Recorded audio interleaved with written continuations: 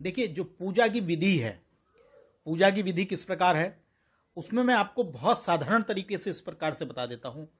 पहले आप भगवान गणेश और लक्ष्मी की प्रार्थना करिए। गजाननम भूतगणाधिसेवितं कपिजम्बूफलचारु भक्षणं उमासुतं शोक विनाशकारकं नमामि गणेश्वर पाद पंकजम। उसके बाद सर्वमंगल मांगल्ये शिवे सर्वार्थ साधिके शरण्ये त्र्यंबके गौरी नारायणी नमोस्तुते, ये हो गई।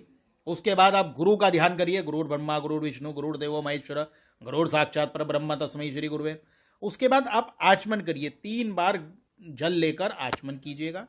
उसके बाद बाएं हाथ में जल लेकर अपने ऊपर प्रोक्षण और सामग्री पर प्रोक्षण करिएगा। जिसको मंत्र आता है ओमा पवित्रो पवित्र वा सर्व, उसको मंत्र आता है मंत्र के हिसाब से करें। उसके बाद पृथ्वी का ध्यान करें। आप पृथ्वी पर स्पर्श करके पृथ्वी का ध्यान करें, आसन का ध्यान करें। उसके बाद आप प्राणायाम जिनको आता है तो 3 बार प्राणायाम करें।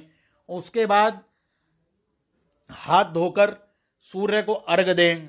सूर्य को अर्घ देने के बाद प्रणाम करते हुए उसके बाद जिस प्रकार आप अपनी स्नान जिन देवता का कर रहे हैं, जैसे लक्ष्मी जी की हमें पूजा करनी है तो लक्ष्मी जी की पूजा के लिए पहले हमें जिस प्रकार से हम अपना स्नान करते हैं उसी पर पहले पादोर्बाद्यम, पैरों पर हस्तो अर्घ्यम, हाथों पर जल, मुखे आचमनियम, मुख पर जल, सर्वांगे स्नानम समर्पयामि, फिर सब स्नान कराएं।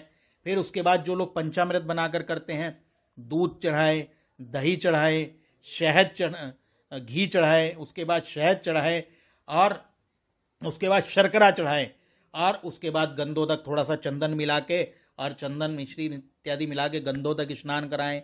और अन्य प्रकार के जो जल होते हैं उनसे भी आप जल करा के फिर शुद्ध स्नान करा के उनको पोंछकर उन पर वस्त्र उनको पहनाएं, उन पर उसके बाद डोरी पहनाएं और डोरी के बाद उनको गणेश भगवान को यज्ञोपवीत चढ़ाएं। फिर उनको अच्छी तरह से गंध अक्षत राज तिलक करें उनका और फिर उसके बाद दीपक दिखाएं।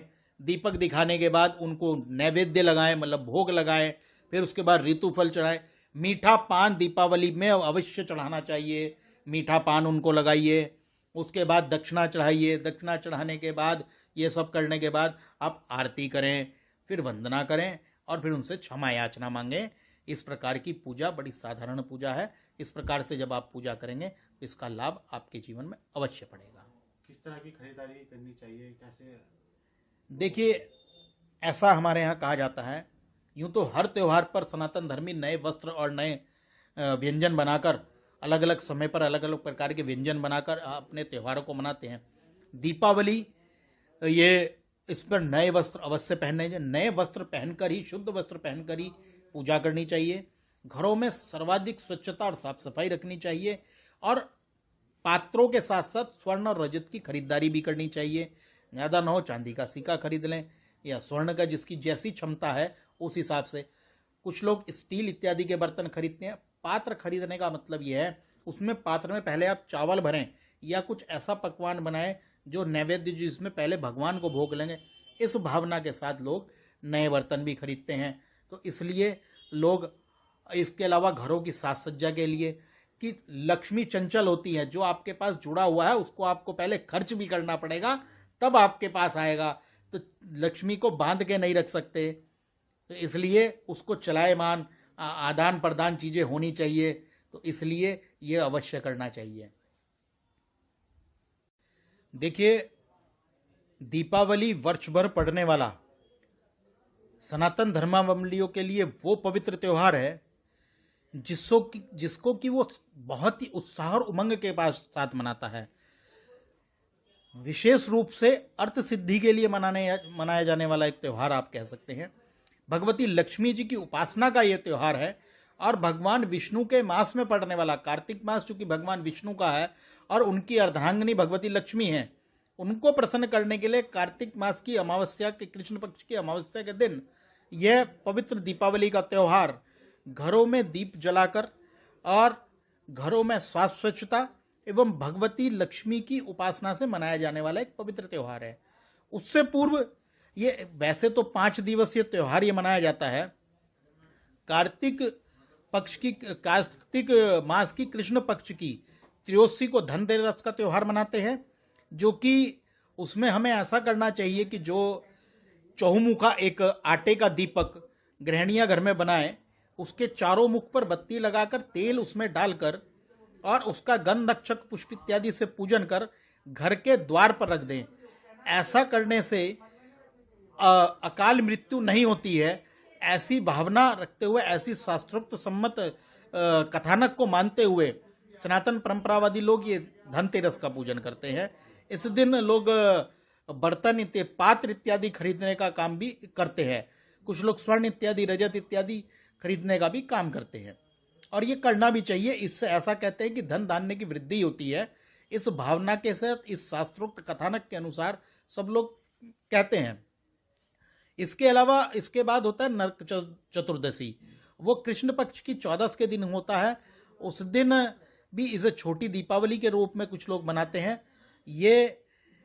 इस दिन लोग अपने घरों की साफ सफाई, सज्जा इत्यादि करके घर को सुसज्जित करके दीपावली त्योहार बनाने से पूर्व की एक ये त्योहार है जिसमें कि आदमी शुद्धता और पवित्र, क्योंकि लक्ष्मी शुद्धता की जगह में रहती है। और इस दिन देवताओं का भी पूजन, दीपों का भी पूजन करना चाहिए तथा सुबह प्रातः काल, जो तड़क का जो भोर काल है, उसमें अपने घर की साफ सफाई इत्यादि करनी चाहिए।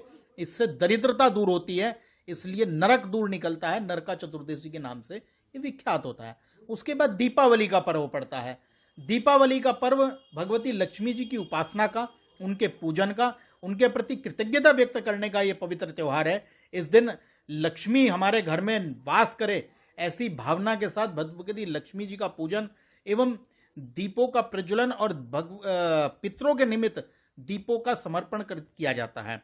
घर में क्या करना है आपको, घर के सभी परिवार के लोग एकत्रित हों, गणेश गौरी का पूजन करें और भगवती लक्ष्मी का विशेष रूप से, जो लोग ब्राह्मण के द्वारा, जैसे कि ब्राह्मण हर जगह उपलब्ध अगर नहीं है तो वो अपने सभी लोग, परिवार के लोग बैठें और पहले गणेश जी को गंध अक्षत पुष्प करें, भगवती गौरी को गंध अक्षत पुष्प करें और उसके बाद भगवती लक्ष्मी की आराधना। अब तो सीधा माध्यम है कि यूट्यूब या अन्य माध्यम से भी आपको लक्ष्मी की पूजा के या अन्य प्रकार के तरीके मिल जाते हैं। जैसे कि हमने ये पुस्तक बनाई है, इस पुस्तक में हमने हिंदी पूजा के हिसाब से कि आपको संकल्प करना है कि आज मैं इस क्षेत्र में बैठकर, इस स्थान पर बैठकर, इस तिथि के दिन, इस वार के दिन, इस समय मैं गणेश गौरी की पूजा कर रहा हूँ, लक्ष्मी की पूजा कर रहा हूँ।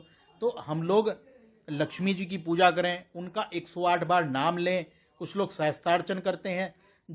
जो लोग विधि विधान से करते हैं उनका विषय अलग है। जो साधारण विधि से करना चाहते हैं वो किसी भी भ्रम में पड़कर, किसी भी परेशानी में न पड़कर बहुत साधारण प्रकार से गणेश लक्ष्मी का गंध अक्षत पुष्प इत्यादि से पूजन करें।